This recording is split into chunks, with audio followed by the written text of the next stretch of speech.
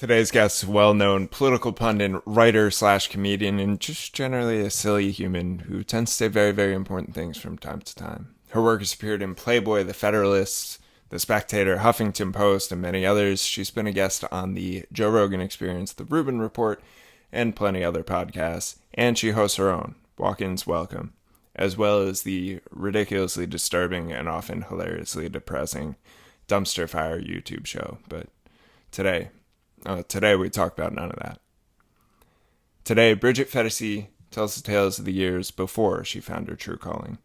She tells the stories from her 2 years on the road, from nearly being murdered in Sri Lanka, to the full story of how she accidentally joined a sex cult in Australia. You'll hear the story of a lost soul slowly finding herself. You'll hear about addiction and overcoming. You'll hear about finding stability and success and love. And then right there at the end, she nearly gets eaten by a leopard, but that's fine. There's nothing you can really do about that. This is Baggage Claim, travel stories no one tells. I'm Will Conway. If you're enjoying Baggage Claim, subscribe, mash the button, hit the bell, do the thing. This and every other interview comes with bonus questions. More fun conversation that's not in today's episode. Text MEMBER to 332-877-9540 or go to heybagageclaim.com/support. Let's get to it. Bridget, we're going to start this one a little weird. You ready? Mm-hmm. So close your eyes. Take a breath. It's 2013. You're in Sri Lanka, and you're a little freaked out. Tell me what's going on. Well, my friend was seeing a guy, a Sri Lankan, and his friend owned one of the bars that we all ended up at the end of every night. And so we ended up jungle side. So most of the tourists were on the beach side. Jungle side is what they called where most of the locals lived. And it was across the train tracks. There were the train tracks that kind of split the beach and the jungle. Like literally wrong side of the tracks. Yeah. What you kind of found out about this town was there was a really dark underbelly of heroin addiction that kind of was around.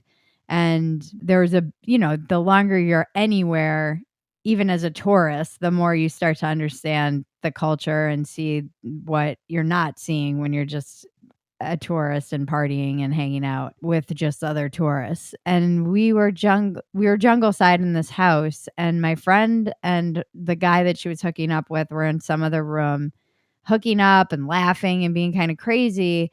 And the guy who owned the bar was kind of trying to hook up with me, and I just wasn't into it. Yeah. And I was like, we're friends, and kept trying to put him off. And there were definitely drugs involved. And at one point it was getting really late, and he was like, I could just take a knife out and kill you. And I was like, oh shit. This was one of those moments where we're on this like mattress on the floor, and then my friend came running in with the other guy, and they jump on the mattress on the ground, and they're like, hey, let's all have sex and get naked. And they were naked, and shit was getting really weird. And I realized I was in the middle of the jungle with these drugged out people that I barely knew, and now a man who wants to have sex with me who's jokingly threatening to kill me. And I was like, I need to get out of here. I think those situations are so strange as a woman, because you really have to navigate not trying to escalate the situation too much. So it's really, I think women become kind of experts at maintaining that flirty, maybe another night, maybe not just flat out rejecting somebody. And he was getting pretty angry and weird. And then he'd be like, oh, no, I'm just kidding. I'm just kidding. Oh, no, I'm just kidding. I'm just kidding. But I definitely felt isolated. There are those times when you're traveling, especially as a woman, where suddenly you realize that you could disappear and nobody would ever really necessarily know what happened to you. And there's really not much you can do. It's like, what am I going to call 911? Yeah, I developed this philosophy when I was traveling because prior to spending a lot of time on the road, I hadn't seriously felt like I had come close to death. I had a gun pulled on me once when I was 18. One thing that started as, you travel for a bit, you end up in these situations. Yeah. One thing that I found shocking about danger is that the cadence of it comes out of nowhere. So you go from feeling completely wonderful. If you're me, the next moment you're hiding in a public bathroom in a bus terminal in Colombia, just freaking out and sweating and afraid you're about to be kidnapped. And then 2 hours later, you're having a drink, laughing about it. In my mind, there were going to be musical crescendos, and it was going to be clear that this was some climactic moment. It's not how it fucking works. Yeah. You just walk into this situation. The situation's bad. You either do it or don't die, and then Yeah, I mean, I was probably back at the bar the next night. the same bar, right? No Yeah. lessons learned. No, I mean, maybe not to go jungle side in that situation, which at the time I really was kind of like, I don't know, but I just went with it because I felt safe with my friend and I felt safe. I was like, well, I've known these guys now for a couple months, but it was for me more that awareness of like, oh no, I don't know these people at all. And I'm in a totally different country and I don't know anything. More than anything, the fear that came to me was this would be stupid in any country to do. And it's even more stupid in a country that I don't know where they don't really care. I mean, they care in the terms like no one really wants a dead American. It's bad for tourism. If you're a country that relies heavily on tourism, no matter what country they're from, dead tourists are just not a good look. Yeah. So let's back up before we figure out how you didn't die in this house. How'd you end up in Sri Lanka? I was working on a farm in Southern Oregon, and two of the girls I worked with had gone the year before, and because someone we worked with was from there, and then they were going back, and I wasn't going to go, and then last minute I booked a ticket and I went back, and I planned on going to Sri Lanka for 2 weeks and then India for 3 months, and I ended up staying in Sri Lanka for 2 months, and then I was in India for a month instead. Apparently I did it backwards. Most people do India and then they go to Sri Lanka to recover. So you started with 2 months in Sri Lanka and then just went straight to India. Yeah, and I was like, get me out of here. They're like, you did it wrong. You're supposed to go to India first because India is so overstimulating. It is crazy. It's just nonstop people kind of begging and asking you for things and men being like, can I hold your hand? Can I? It's by the end of it, I just wanted to shut my door and not see. There's just billions of people. There's so many people and everywhere. Everything is crowded. It's dirty.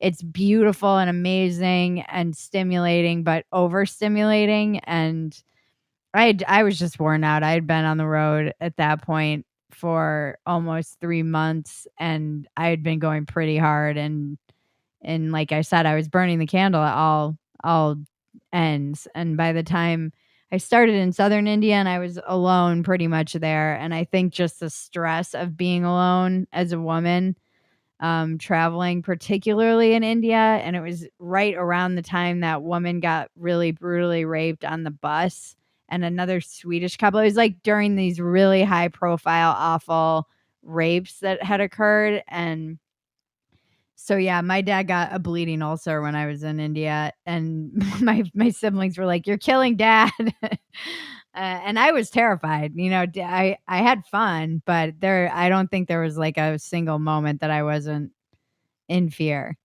I just kind of assumed that I was gonna get diarrhea and raped in India. It sounds horrible, but I was like, well, I guess this is what happens. That's a brutal visual, Bridget. Thank you for that. I didn't get either, for the record. That's good. That's good. I was expecting one of those two at least one point, Yeah. right? At least one. You ended up in Sri Lanka partying pretty hard. Those were, to my understanding, kind of like the middle of your party days. I mean, it was really the end, actually. Yeah, I got sober in 2013. So Oh, really? All right. this was January of 2013, and then by that fall I was getting sober. So it was a good way to go out. I went out on a pretty high note. I came home, and that summer I partied really hard when I was here in LA, and then I went back east to where my family lives, and I fell into a lot of old habits in the restaurant industry. Lots of blow, lots of drinking, lots of ex-boyfriends lots of old habits. And then that was really when I kind of circled the drain and hit bottom. But yeah, I didn't go to college. So in some weird ways, that time in Sri Lanka was just so like the best time of my life. I wasn't answering to anybody. I was completely irresponsible. I got to do whatever I wanted. It was just wild time and so much fun and meeting so many different people from all over the world. And yeah, it really was one of the best times in my whole life in terms of just being so free. And so it's just so beautiful there. There were so many moments where it felt like a dream. I saw a sunset in Sri Lanka that was so gorgeous, it moved me to tears. Mm. It was so stunning. I have never, still to this day, I can see it so vividly. And it was one of those sunsets that just went on and on and on for 2 hours. And everyone who saw this sunset was basically in tears or moved. Or I saw somebody walking along the beach and they saw the sunset and they just dropped to their knees. It was like godly beautiful. And there was one day we were all kind of coming down after I think long weekend of partying and dancing, and we all went and we were swimming, and it had just been raining, and then the sun broke through and there were two rainbows that just landed right in the Indian Ocean, and we were all just riding the waves and throwing the ocean up into the air, and it would come down and it looked like gold was falling on you. Just the lighting was so it was, again, just so I could not even describe how absolutely surreal it was because it was so beautiful. And I felt so at peace and so weirdly held by it was a lot of the like Molly making me feel this way, obviously. Yeah. But but it was like on the other end of this, and it definitely was that feeling of pure love, like not normally the feeling you have coming down from that. Normally you're like, I'm going to kill myself. Yeah. It was really like there were lots of magical moments where I felt completely blessed to be able to experience those. I don't know. They're just so, it's like, that's a moment you'll see on your deathbed. It's one of the, I feel like there are those moments when you're traveling and you're like, oh, this is a slide in the slideshow of my life this made the PowerPoint. Yeah, this made the PowerPoint presentation. Exactly. All right, so I want to get into who Bridget Phetasy is and was, but before we do that, we got to get you out of this house. How'd you save yourself from that ridiculous situation, jungle side?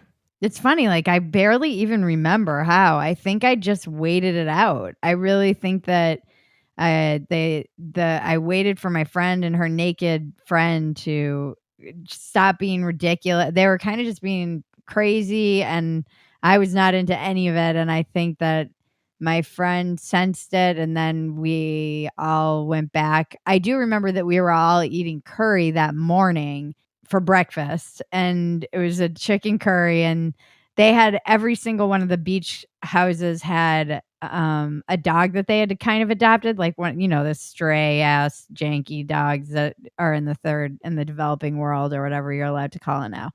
And they had this dog, and I'm like, you can't give dogs chicken bones. And they were just laughing, and they were like, ugh, Westerners. They're like, that's why we call them dogs.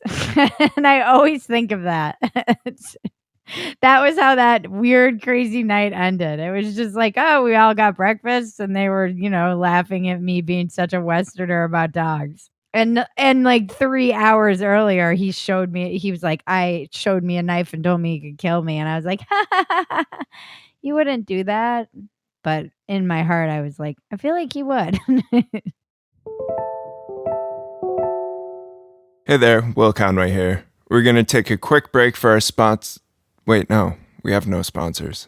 If you want the show to stay ad-free and you want bonus content from today's episode and every other episode of Baggage Claim, text MEMBER to 332-877-9540 if you're in the US and Canada. If you're not, heybagageclaim.com/support. Thank you so much. I'm so happy to have you here. Enjoy the show. That's more on the tail end of the party years. So let's go back to, you had mentioned that the idea of travel had always been close to your heart, and then you felt like you let some of the 20s slip by before you acted on that. Do you want to talk about that moment? Yeah, I think that all I ever wanted to do when I was a little kid was travel and write. That was my dream. Yeah. And I used to come home every day from school when I was around 12, 13, 14. And we had these, great cities of Europe VHS videos. And it would take you on this tour through all of Europe and the great cities and show you like, oh, the Vienna chocolate and the Vienna choir boys. And I obsessively watched these videos, and I just wanted to go. I had my whole life planned out for me. This was when I was young, and things in my family didn't get so chaotic. And I just imagined, I'm going to go to a good college, and I'm going to go study abroad, and I'm going to get to go see all of these different cities and experience all of these things in these videos. And that did not pan out exactly. I dropped out of college. I was in rehab at 19. I dropped out of college. I ended up deciding to become a creative, and then just was on my own path for a long time. And then ended up in the restaurant industry, got caught in a very long rut that included a Belarusian husband, a lot of alcohol, and feeling like I'd kind of given up on myself. And not even feeling, I did give up on myself. And then I found yoga, and I moved back to Los Angeles, and so I did like an experimental year of sobriety for a lot of other reasons that I won't bore people with. And in that year, I really faced the fact that I had given up on almost all of my dreams, that traveling was the number one priority, and I just hadn't made it a priority. It was something that I knew I could figure out how to do. I just hadn't even tried to. I'd just been kind of trying to survive, but I hadn't been saving money. And I think once I did that year of sobriety, I realized I could save money. And I started looking into going to Australia or anywhere. I was like, I'm just going to go anywhere. I really had dreams of going to Buenos Aires, which I haven't actually gone to yet. But that was kind of the plan tentatively. And then I ended up on a farm working in Southern Oregon. And that was how I ended up saving money. 2013, we're in Sri Lanka. What year was Australia, and what year was sort of the That was 2012. That was the year before. So New Year's of 2012, I was in Sydney, actually. Nice. That's when I ended up on this sex cult. Okay, so I can't let that slide. Let's talk about it. It's so funny. I was just telling these stories the other day because my friend and I were doing a podcast, and every story was like, there was a boy. And she's like, well, aren't we empowered? It's like, there's a boy. And I followed him up to Byron Bay, and then he was going to meet his mates for a holiday, week or so, and also hook up with a bunch of girls that he knew. And I was just kind of his co-pilot, because it turns out he really just didn't want to do that drive alone from Sydney to Byron Bay, which is about, I think it probably took us like 12 or 13 hours. And it's a pretty long drive, beautiful drive though. And there was nowhere to stay because it was the holiday weekend. It was right after Christmas and right before, it was right after New Year's, and it's just their big holiday. So there was, and Byron Bay is a very it's a just gorgeous beach town on the east coast of Australia, in between Sydney and kind of the Gold Coast. And it's a very hippie town too. But so I went on woofing or couch surfing, one of the two, and it said, "Oh, there's a yoga retreat." That was how it was described. And I'm like, "Oh, a yoga retreat. I can do this. I'm a yogi. No problem. I'll just stay there. Don't worry about me. I got this." Because I wanted to be just I'm an independent. You don't need to worry about me. And then these people came to get me, and he was kind of waiting because he felt really guilty because he's like, "It'll be no problem. There'll be plenty of places to stay." And there's nothing. So then he brought me there and just felt horrible. And now these two people in white robes come and like collect me. And they show up and they have just kind of pinwheels in their eyes. And he's like, "Well, good luck to you. Bye." I was like, "I hate you right now." I was like, I seriously was like, "I fucking hate you." And so they picked me up, drove me deep into the bush. And at another moment where I was like driving with these people who I didn't know into a remote area of a foreign country, I'm like, might never be seen again. I had to, and then you get there and they're like, "Well, there's no Wi-Fi. There's no, you're not allowed to have your phones. This is an ashram." And I was like, "Oh, shoot. This is not a yoga retreat. This is an ashram." And that I got there in the evening. And so it was their evening lessons with none other than Osho, who, for people who don't know who that is, he was the Bhagwan in that Wild Wild Country documentary that everybody was obsessed with about the cult basically in Oregon. So he started in India and then ended up in Oregon. And there are little offshoots of his Osho ashrams all over the world. And this was an Osho ashram. And so I was very forthright with the guru guy the first night. And I was like, "Is this a sex cult?" And he's like, "Well, not unless you want it to be." And I'm like, "Oh, So no." yeah, that's a hard yes.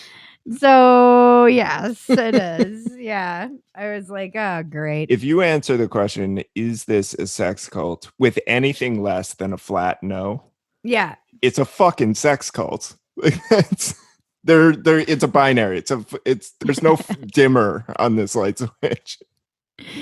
I know. It's Yeah. So how long did you end up staying with them? like for almost 3 weeks actually. Shockingly. Nice. There's a boy. So I met another boy. Yeah, he was from Melbourne and he was a musician. He was amazing, but he came a little bit later. He wasn't really into like all, and I wasn't either. I actually didn't have. He and I became very close, but I wasn't like swapping around like a lot of the other people were. And sometimes the people who were there was like the regulars who live there, and then people like me who are kind of just coming through. Right. And then people who would come for like a night and be like, "I'm getting the hell out of here." Yeah. They were probably the smarter ones. But yeah, I mean, I'm pretty adaptable, so I kind of just threw myself into ashram life, and it was wild because the bush itself is amazing. I mean, I cannot again made it into the PowerPoint presentation. Just the night we would always do an evening meditation, and it was always when the sun went down in the bush, and you would be sitting on this ridge overlooking these valleys, and all the sudden there would be just this engine of the jungle that starts purring, and it would just be layer after layer after layer of frogs, insects, cicadas, like weird noises. I don't even know what they were. It was for Sri Lanka, for me, it was so visual, and the bush was so auditory. There were so many crazy sounds. Like we had these little tin roof kind of places where we lived, and it happened to be raining a lot when I was there, and there would be just these downpours on the tin roof with the massive frogs just making their little frog noises. It was wild. This feels a lot like the Amazon for me. It's just multi-layered.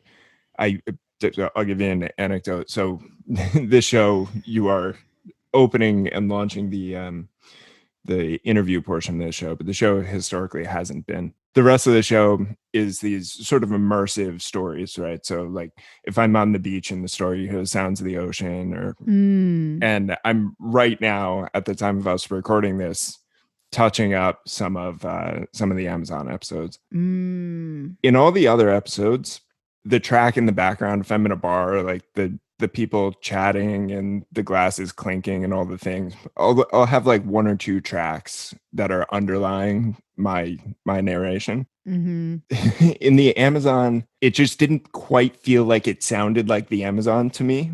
And so I'd add more tracks and more and more. And at one point I was like, I have like 40 separate sounds of crickets going at the same time. Yeah. And it still doesn't sound as rich and as full as the actual Amazon, just because it's this convoluted chorus or orchestra happening all in the same moment. I can only imagine Australia's. Yeah, I think it sounds very similar. It was kind of all like an all-consuming auditory experience, and I mean, I lived for that sound. I just lived for it every single night. I think that's kind of what kept me longer than. And then we had to do a lot of work because it was a little bit like woofing, really hard manual labor. So using these kind of Indonesian techniques of they would mow these big fields that were on the property, and then we had to rake all these rows, and then you put it in a tarp and like drag it, and I had to push barrels of this stuff up a hill with the little guru like up top. I felt like I was in like Kill Bill, you know, where she's like training, where there's this little old man with gray hair and he's like,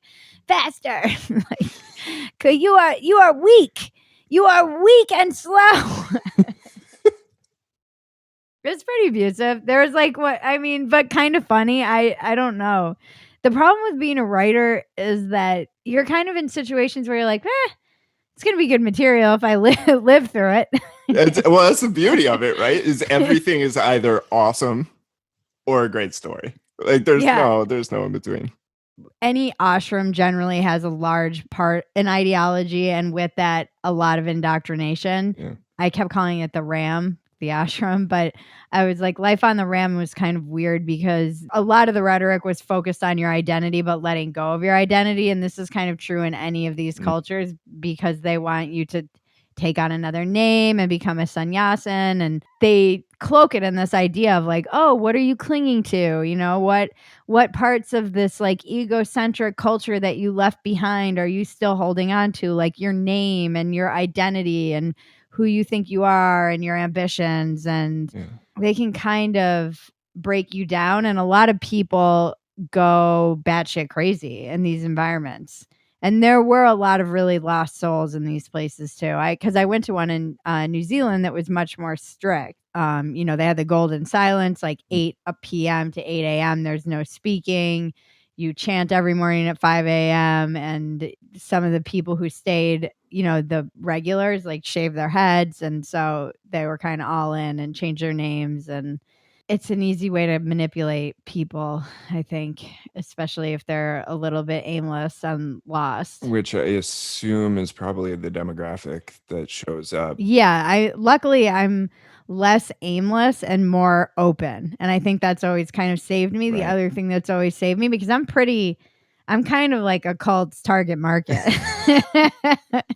They all looked at me like, you belong here. And it's we got one. Yeah, we got one. We got this one. You know, I have a really messed up background. I'm very open-minded. I have a very free spirit. Yeah. But I think my irreverence ultimately kind of protects me from any real ideology. It's just like I can't take any of it seriously. There's no I was raised, you know, Catholic. I'm like, it's all kind of any system where it's all these like rules and rituals and whatever. I'm like, okay, well, I can, you know, blend in and be open and experience it, but I'm never really gonna go like all the way in. I also grew up Catholic. This phrase was very popular in my teenage years. Mm-hmm. The love God, hate his fan club thing. Yeah. In hindsight, it was just a ploy to keep some sense of your religiosity indoctrinated. Right. So first of all, once you get to a certain age, you realize that that rings true of everything. There's a beautiful thing in the center, and then humans in their wisdom fucked the whole thing. The meditation element you just talked about. There is at the core of meditation this beautiful recognition, Presence. sort of the absence of self and presence. Yeah. That doesn't mean you need to change your name, move to Australia, and shave your head.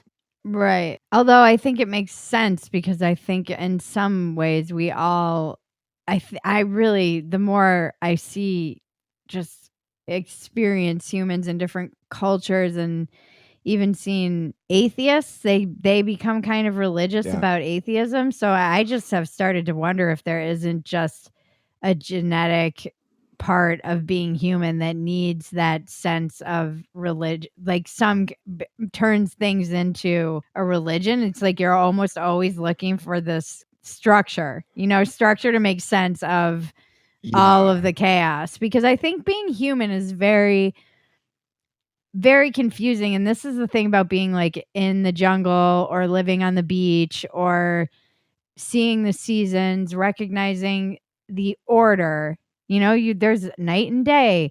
There's elements and examples of order all around us. Right. And then there's so much chaos within that. And we're so chaotic and we are so complicated. And so being a human is a very confusing thing, I think. Because you can see, like, well, there's a lot of organization going on around me. Even like a rose, you're like, how is this so perfect? How is this design so perfect? And how come I can't figure out anything about life? Or like, why do I feel so confused? And I think in that confusion is that tendency to look for anything to make sense of it, whether that's going on an ashram and changing your name and diving into that ideology, and a lot of these people who I talked to on these ashrams absolutely came out of very religious families, and they thought they were rebelling against them by just kind of joining another essentially religion. It just wasn't the same traditional religion that they were raised with. What humans have been able to do is create stories that everybody buys into. Right. And so religion is an obvious one, but so is IBM. Like, what the hell is IBM other than us all agreeing that this corporation with this logo means this thing, and we all pay the money for this, and they provide this service. Right. Right. At a certain level, an ashram is providing a new story to help people justify, to help people find direction. Right, in that moment, there's beauty in that, and I actually think it just is which stories you've chosen to incorporate deeply into your life. Yeah. I think the really interesting thing about being on this ashram was the paring down of coming from a very, obviously, very Western, very convenient society. We had to wake up super early and we didn't have a stove. So we had to just take wood and build a fire. It was in a grill, but we didn't have like any kind of charcoal. We just used wood. So we built this fire in the grill, and then you had to wait for the fire to heat up and then boil water, a big pot of water, because you had to use it for all kinds of things. Yeah. And just making coffee was such a huge effort, and making breakfast, and then chopping all the vegetables, and we ate completely vegan. There was no cheese, there's no meat. There was no real refrigeration. I think we had a very small thing. And you would cook a huge lunch, and then you basically ate the leftovers for dinner. So I felt actually great after kind of detoxing, because I had just been partying in Sydney. After getting through the original detox, you do start. I understood why they had this kind of clear eye, like, and you wake up and you do their crazy dynamic meditation where you're jumping and doing breath work. And the whole point of an ashram is to minimize distraction so that you can get in touch with the inner silence. Yeah. There is something that feels instinctively and intuitively natural about that way of life. You wake up with the sunrise, you work really hard in the gardens or on the land. There is something, it's like every time I pump gas, there's a part of me that's like, ugh. I just feel like, I don't know. It's like my soul dies a little or something. There's just something about it that always makes me feel like It's that inevitable encounter with the self that we avoid, and you cannot avoid it in an environment like this. The environment is designed for you to face the capital S self. Right. Well, I haven't spent any time in an environment like that, but what I have heard, especially from folks who spend time on silent meditation retreats, is that your highs are higher and your lows are lower by an order of magnitude. Is that something that you experienced or felt? I did see people whose brains were kind of being broken just because the guru would be breaking people down. There was the process is you kind of jump up and down and breathe, and then you at a certain point you kind of scream into a pillow, and you get to punch the pillow. You have a pillow and you have blindfold so you don't have to be distracted by anyone else, and you just let whatever out. It can be laughing, it can be crying, it can be whatever. You let it all come out. One day when I thought I'd give it a try because why not? And one day while I was doing it, um, I had this crazy breakdown where I threw a tantrum and I was like, I don't want to go to school. And this was like a tantrum that was lodged in me from 6 years old. You know, it was like this tantrum I never got to throw. I would have gotten my ass kicked if I had thrown a tantrum like that. But it was so wild. It was like this little kid that never got to express that. And then another day I was doing it. I'm sorry, you actually said those words. Yeah, I was like, I don't want to go to school. It came out of nowhere. It was just like Full on wild. Freudian level. Yeah, Yeah. crazy. Yeah. And then another day, when I was like, not to get too serious, but when I was drugged and raped, when I was raped, I was drugged. So I was not fully conscious, although I came in and out of it. And I never really, I think because I never really got to fight back because I was so out of it. So during the freak the fuck out phase, during one of these meditations, I started crying, and then the crying kind of turned to sobbing, and then the sobbing turned to rage, and out of nowhere I started screaming like, get off of me, get off of me. Right. And kind of reliving that experience. And mind you, this is like 15 years later. I'd been in rehab. I'd had hundreds of hours of therapy at this point. But what I hadn't processed were those repressed emotions, like the stuff I never got to say. And I was like, you motherfucker. And just having this, like, it like just came out of nowhere. And there's a lot of talk about how trauma lives in the body. And even in this book that I always cite, the body keeps the score, and it just like gets lodged in your cells. And I'm telling you, after those couple of those experiences where this like randomly out of the consciousness comes these things, I really do think a lot of that repressed emotion ends up, in your body somewhere. And I did feel lighter. Like I did leave something on that ashram. There are things that I was carrying with me that I really had no idea I was even carrying that I got to work through. But then, there's the dark side where the guru suddenly is like, "Oh, I see this person could like live here." And the first night I was there, he was like screaming at this woman. He was like, "You are a psycho. You are insane," to this woman. And it was this real dramatic conflict that they had. And this is like night 1 or 2 of me being there. And he had one night with me where he told me that I was, what did he call me? It was, he said, "You are worthless. No one will hire you. You have no respect. Is this not the case?" And I was like, yeah. It was really awkward because he's doing this in front of the whole group. And some of the people were just like a couple of Brits who are coming through. It's kind of humiliating. And he also was saying it in front of my new crush, the boy. And then he's like, "You cannot listen to the words of others as they call you a scumbag. You are a scumbag." No. And I couldn't stop laughing. I was like, actually, you're the first person who's ever called me a scumbag to my face, but it was so uncomfortable. And then he made me say, "I'm a scumbag." Like, this is one of the things that they do to you. And I was laughing hysterically. And then I'm like, "I'm a scumbag," and he's like, "Louder." And I'm like, "I'm a scumbag." And he's like, "You don't mean it. You're laughing. What is funny about being a scumbag?" And I'm like, "I'm a scumbag." And that was the night that he gave me my new name after I admitted I was a scumbag. What we gotta know? What was your new name? It was Prem Sarita, which is Sanskrit for River of Love. Oh, that's beautiful.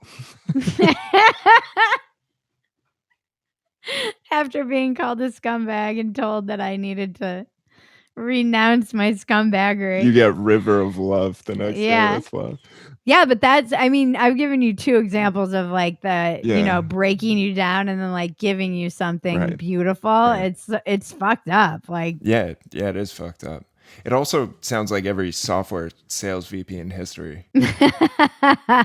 Gaslighting 101. I think you can tell where my professional trauma lies.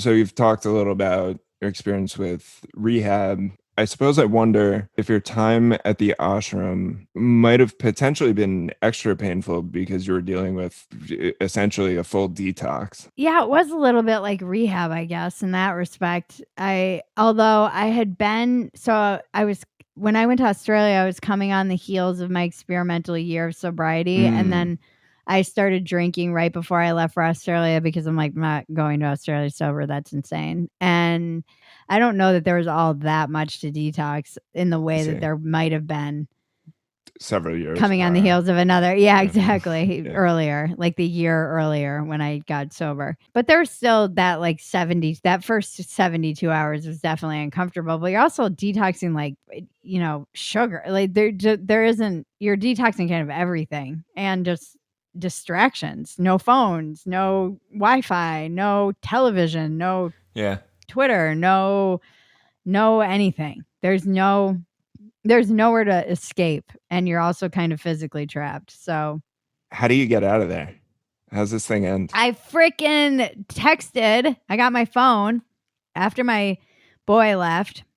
I got really drunk the day that my boy left. I went down to say goodbye to him. Wait, okay, hold on. Is this, I just assumes this is a sober facility. It is. Yeah, right. I got in trouble. I went to go drop him off with a bunch of people who had to go to town, and we also dropped him off at like the train station or whatever. And then he left, and I couldn't stop crying again, hysterically, and was so emotional and upset. And then got like, there was like a 2-for-1 special on wine at this place, and I bought like 6 bottles of wine and drank one by myself just in the park waiting for my other friend to come who was supposed to bring us back. And so then we went back to the ashram, and there was some exercise that we were supposed to be doing. And I was just crying hysterically and acting out because I was so mad. And then he was like, "You're drunk." And I was like, clearly, obviously wasted and smelled like booze. And he was like, "As punishment, he's like, do you have more?" And I was like, "Yeah, I had like 5 bottles. And he made me share it with everyone. He was like, as punishment, we all have a party. Yeah. Which as an alcoholic, I was like, that's pretty cruel. I would have rather just, like had to push some wheelbarrows up the hill. And I left pretty shortly thereafter, but it had been about 17 days, and I texted my friend and I was like, what the fuck? Like, when are you coming to get me, the Sydney Trust Fund boy who had driven me up? Yeah. And I'm like, I want a steak and red wine. And the Patriots were in the playoffs, so I was like, I need a television. I was ready to get out of there. I was over it. I was like, this is fucking bullshit. Hey there, Will Conway here. So here's something interesting. I really don't like steak that much. I prefer ramen. So the membership, it costs whatever you want it to. $1 a month or $1,000, it's up to you. You get the same stuff no matter what. You get bonus content from this and every other interview. So the choice is yours. Also, that thing about steak, it's not true. I fucking love steak. So please choose $1,000 a month. Anyway, enjoy the show. How long did you travel after that experience before coming back home? I decided to go full expat, and then used my last couple of bucks to get on the like train back into Sydney. And as soon as I got there, I went on my Facebook and I got a message from this guy who I had met the night before. And he's like, I really want to take you out to dinner. Yeah. And this guy was like Batman. We talked for 2 seconds. I got half his number. He disappeared in the middle of giving it to me. But we had that moment where we like looked at each other. We're like, oh, I want to know you. And it turns out that he had this mutual friend of ours from LA coming that weekend to like party at his house. And so he's like, look, I'll fly you here. Just come for the weekend. You have a mutual friend. He can vouch for me. It's totally safe. I'm like, fine, but I'm not going to sleep with you. Like this, I just want to like come and hang out. And I never left. He ended up saying like, hey, I'm going to Europe for the summer. Why don't you come with me? And then we went to, did my Bridget's little dream tour that I had as a child. I basically planned it Vienna and we and did the whole- all of it. I cried at seeing the Vienna Choir Boys, went to Monet's Garden, like all the things. And ended up in Saint-Tropez because that's where he wanted to end up, because he was like yacht shopping. And then I kind of had another. I just was lying to myself about he had proposed in Paris, and I was like, I'm not. I don't want to. Looking back, I'm like, sometimes like there were definitely times in my life since then where I'm like, you're an idiot. Like you could have been sitting on a yacht right now. And I was like waiting tables in the sweltering heat later on. I'm like, you could be on a yacht in the Mediterranean right now, Bridget. Ugh. So I came back, started waiting tables, went back to the farm, and then that's what brought me back to that catches us up to Sri Lanka and then India. It was wild. It was a wild couple of years there. Yeah. So, okay. So you came back, and we're going to fast forward to your most recent trip, which is very recent. But before we do that, I heard bits and pieces of you sort of moving away from your reckless youth. It's odd to say to claim or to say that you like found stability on the road. I don't know how true that is, and you can speak to that, but it definitely seems like you were starting to think a little more about what you wanted the next decade at least to look like. Yeah, I think a couple things happened. I was glad that I was traveling because really what happened was as I did that experimental year of sobriety, I was realizing how fast time was passing, and I just didn't want to end up 40 and say, oh, I've been in LA just doing the same thing, trying to do the same thing. And all these years have passed by and I never got to see the world. I never did anything that I really wanted to do. And I just realized like, I can't run away from my dreams. If you don't chase your dreams, they're going to chase you. And I would have these moments on the beach in New Zealand where I was like, this would be such a good routine. And I just start writing stand up and would just want to get back and get to work. And then I was also kind of like, yeah, but I could just become an English teacher, like you said, and teach English and just travel all around the world and write and be a writer and have a blog and do what I really love and be just free in that way. It wasn't just stability that I was craving. It was actually realizing that I was using traveling like a drug. Like at a certain point, traveling itself can become an escape in the same way for me that doing drugs or anything really. Yeah. But it really started to feel like I was just looking to travel just because I didn't want to deal with my leaking car in my garage or the having to find that stability or anything. And then I came back and was really lost and then got sober. And in that sobriety, the first 2 years were just not great. I was really I really kind of had to accept I can't really drink like a normal person. And as much as that pains me to admit, I'm much better off without it in my life. And there's not really any chill with me and drinking. It's like, or any substance, truly. I'll smoke one cigarette and I'll be smoking. That was always my history with anything. Yeah. Any substance to just pick it up and like I'm addicted to it almost instantly. I want to do it all the time. So as I was realizing that I had to change that, then it was really just like waiting tables and trying to just be a worker among workers, as they say, and be very stable and my primary focus was just getting sober, and I was so out of my mind. I thought you took away drugs and alcohol and you'd be like, I would be fixed, and I wasn't. Mm. But then through that, I really started making headway in my goals. Like, I started getting paid to write. I got a column at Playboy, and then that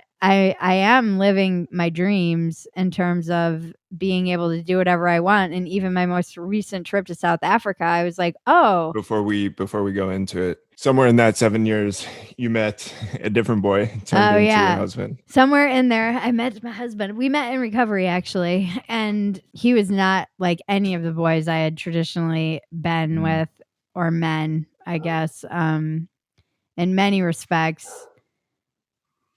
And it was so kind and loving and stable and different. And also at the time we met, new in sobriety. So we dated, but I could never get okay with that. I felt like I was taking something important away from him. So we broke up.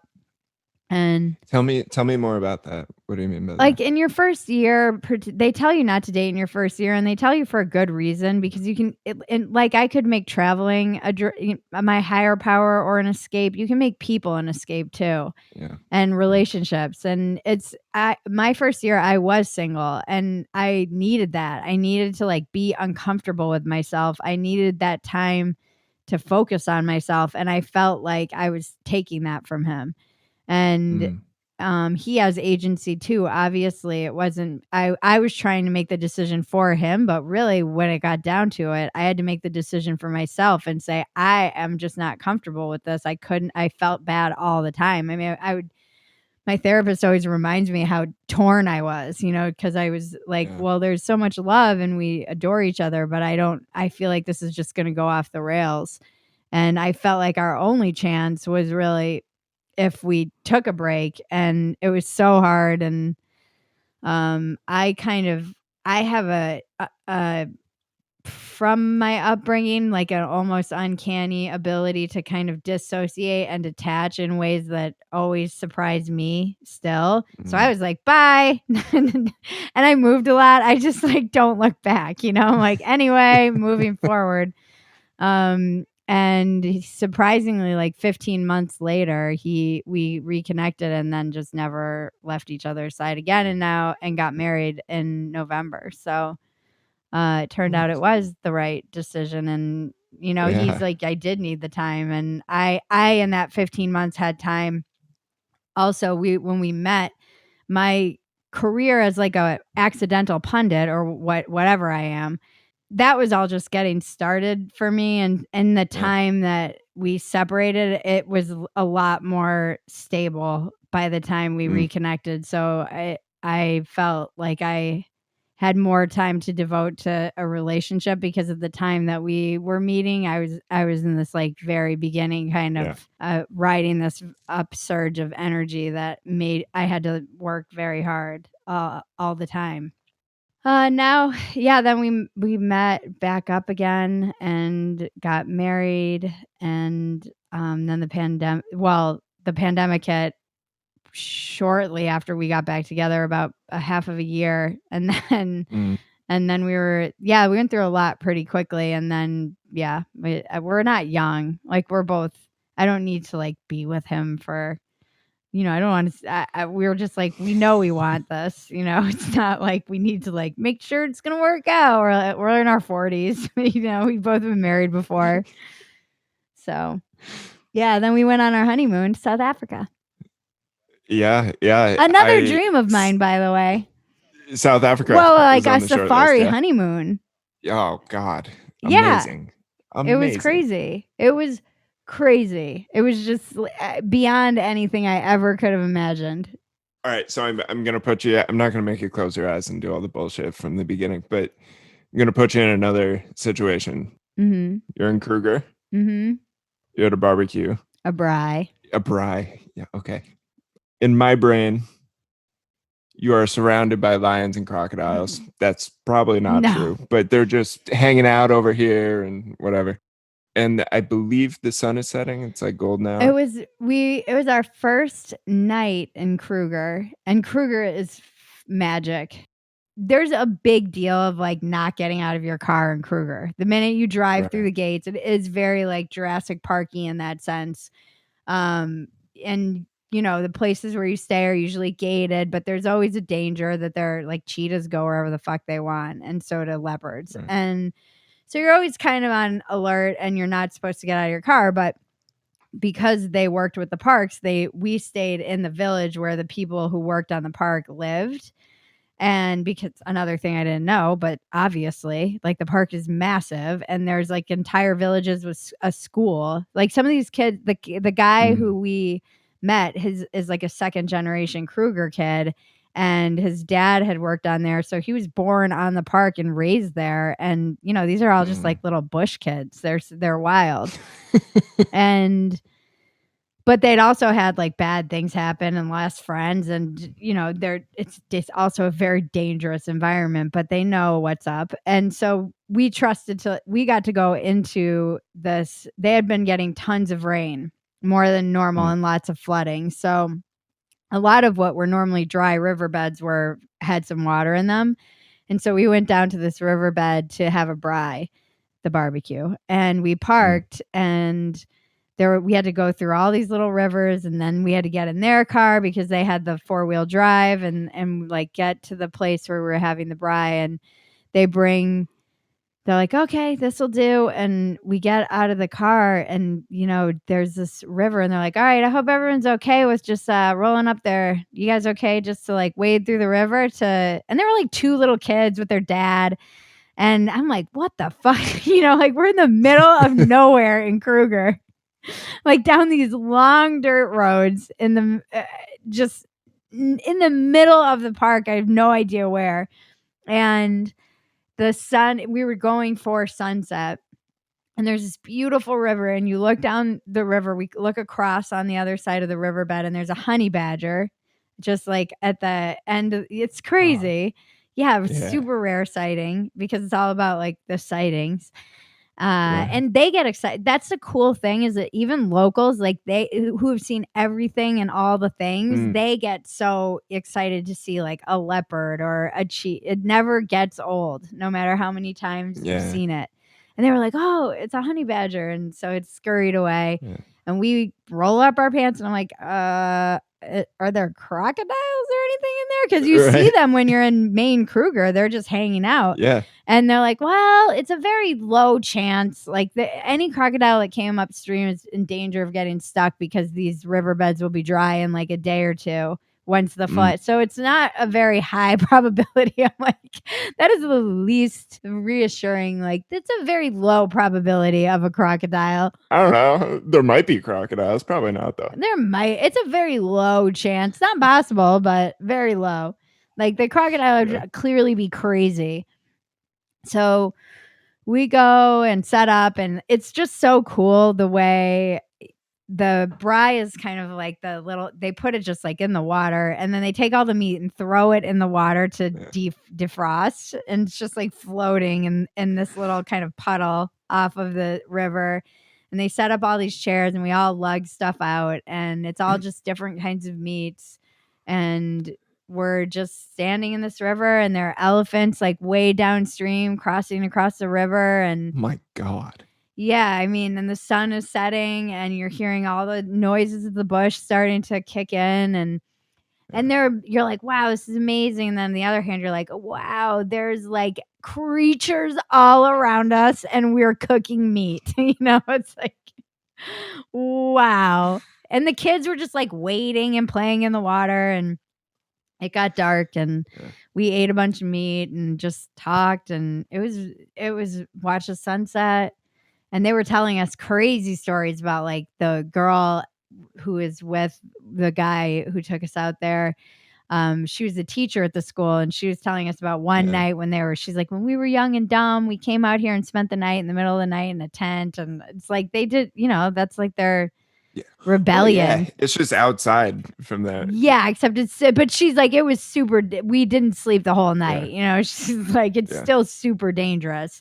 And even when we were leaving, we got dropped off at our car, and then immediately proceeded to get stuck in the sand bed. And thank God the guy and his girlfriend waited to see that we turned around and made it following them. And they had to tow us out. So now we're in the middle of the bush again, and we're all out of the car because they had to pull the car out at night. And just like there's jungle behind you, you know, there's just anything. It's unnerving. So we're kind of trying to stay out of the way of the car being pulled out, also trying not to get too far into the jungle. We got in the car 10 minutes after we are driving down the road. There's this massive leopard just strolling lazily down the road, just chilling out for the hunt at night. And I have video of it. It's wild. And it's just this beautiful, huge leopard walking directly towards us. So we stop, and the leopard kind of walks up to the car and then walks right by my side. I was in the passenger back seat and walks right, touches the car basically as it just saunters by on its. I was like, if we had waited 10 more minutes at that braai, who knows? And that's the weird thing of like, how many brushes with death do you narrowly escape that you never know about because of just timing? But instead, it just got to be this amazing first night sighting. And we had so many nights like that in different parks and in South Africa. We got to see the elephants at the watering hole, and then all the hyenas came out, and hyenas are freaking amazing. I think they're my favorite. We got most underrated. They're pretty underrated savanna animals. So we got to see wild dogs, which is super rare, and they had just killed something. You know their hunting percentages is the highest in the world. It's like 70%. It's the highest, and then it gets taken from them. Is that right? I don't know. They were all like fighting over entrails. It was pretty awesome. So again, because things you could never pay to do with all the money in the world, even because we just knew the people, they were doing a maintenance run with the helicopter. And so they were like, oh, we have 4 seats that are free, but then we won't because we have to fly around and do all this stuff. And then we can come back and get you and bring you back. And so we got to fly all over Kruger on the way, a helicopter ride over Kruger. But then they dropped us off on this kope, which is a big like rock outcropping. Okay. Yeah, they're big, kind of, think of like the rocks at Joshua Tree would be called kind of kopes. Sure. They're just those big old outcropping of rocks. And they were like, oh, instead of leaving us in this kind of village area or on the helipad, which was it was very hot. And my friend was like, hey, why don't you leave us up there? And he's like, okay, and flies around and is like, make sure there's no lions or anything crawling up the side of the rock, because you couldn't really get up some of the sides, but one side animals could easily get up. And then just dropped us on top of this like insane rock with these views. Yeah, just left us there. He's like, I'll be back in an hour. And it was like an hour and 40 minutes later. I'm like, he's not coming back, is he? At this point, I'm like trying to figure out how we're going to have to walk to the village that we can see through the middle of Kruger. My God. He came back. It was definitely another just epic, just sitting up there, partially like, wow, this could go terribly wrong at any moment, but also, holy shit, the view of this park and the quiet and the wind and just the animals that you could hear all around. It was wild. It was just something so, we had so many just bucket list, but beyond like things you wouldn't even know to put in your bucket list. Fuck. It was amazing. Bridget, where can we find you? On Twitter at Bridget Phetasy, or you can find my podcast, Walk-Ins Welcome, where actually I have started doing my travel stories in different parts. So if you really do want a lot of more details, the Walk-Ins Welcome, we do story hours, and we've started talking about a lot of this stuff. And I have a show on YouTube called Dumpster Fire, where we make fun of how dumb everything is in the news. One of my favorite shows, by the way. Regular check-in for me. For anybody else who's interested, Bridget makes her community work out every day, which I think is rude. I think that's terrible. Oh, yeah. You can find me on Phetasy.com, and that's our little gated community. And it's an amazing group of people. Like, truly, these people in this community, they've surprised even me. But yeah, the women and I work out every day at noon. Well, Bridget, thank you so much for being here. This has been a blast. Thank you for having me. It's been great. That was Baggage Claim, travel stories no one tells. I'm Will Conway. That was the very first interview Baggage Claim has ever done. The show historically is these highly immersive, weird little gritty stories designed to transport you to another world. If you're missing travel, check them out. These interviews will come out every 2 weeks or so, and the normal Tuesday episodes will continue. If you like this episode, subscribe and share it. And if you want to be my friend, just text me. Text POD to 332-877-9540. Remember the same number, you know the drill. Music is by Kit Conway, my brother, of the band Stello. Link is in the description, as is a link to the full show notes, which includes a whole roster of thoughts about my conversation with Bridget today. It's been a pleasure, everyone. See you next time.